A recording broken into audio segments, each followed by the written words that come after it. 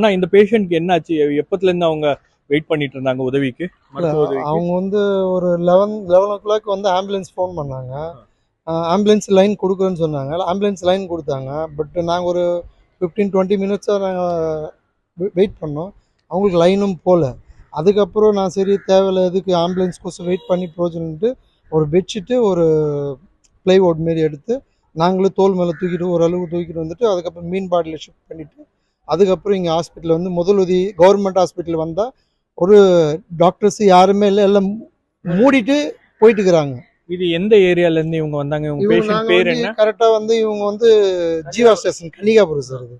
கன்னிகாபுரத்துலேருந்து வரோம்.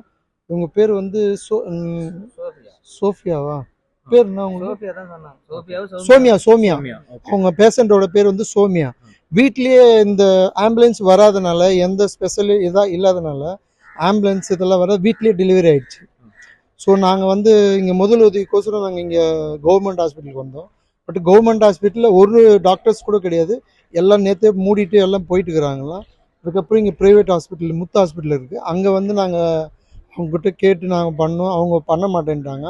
அதுக்கப்புறம் ஒரு போலீஸ் லேடி வந்தாங்க. அவங்க தான் எங்களுக்கு எல்லாம் ஹெல்ப் பண்ணாங்க. அவங்க தான் நீங்கள் இருங்க வெயிட் பண்ணுங்கள் நான் ட்ரீட்மெண்ட் இது வரைக்கும் அவங்க தான் எங்களுக்கு எல்லாமே ட்ரீட்மெண்ட் நல்லபடியாக பண்ணி அமுச்சிருக்காங்க. யாரும் எந்த இதுவும் வரல. அந்த லேடி கான்ஸ்டபிள் தான். அவங்க நேம் தான் கேட்கல. நாங்கள் சார் இன்னொருத்தர் எஸ்ஐ சார் அவரே மீன்பாடி ஓட்டிக்கிட்டு போனார். அவரு ஓட்டிட்டு மீன்பாடி ஓட்டிட்டு அவரே தள்ளிட்டு வந்து அவரே ஹெல்ப் பண்ணார் சார். நிறைய ஆம்புலன்ஸ்லாம் வர முடியல, அந்த அளவுக்கு வர முடியல சார். அந்த அளவுக்கு தண்ணியா இருக்கு. யாருமே எந்த இதுவும் இல்லை. 3 நாளா இந்த தண்ணி அப்படியே தான் சார் இருக்குது. 3 நாளா எங்களுக்கெல்லாம் எத்தனை கிட்டத்தட்ட எங்களுக்கு பசங்கள்லாம் நாங்கள் மேரேஜ் பண்ணி வந்து ஒரு 25 இயர்ஸ் ஆயிடுச்சு.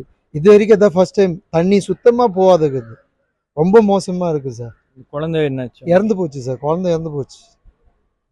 இப்போ பெரிய அந்த அவங்க அம்மாவை தான் இப்போ முதல் ட்ரீட்மெண்ட் இங்கே முத்து ஹாஸ்பிட்டலில் பண்ணியிருக்காங்க. அவங்க கொஞ்சம் உதவி பண்ணாங்க. அதனால இங்கேருந்து இப்போ பெரிய hospital. So their heart-wrenching story of a pregnant mother. The baby died is what the locals are telling us, and now the mother has been shifted to another hospital for further treatment.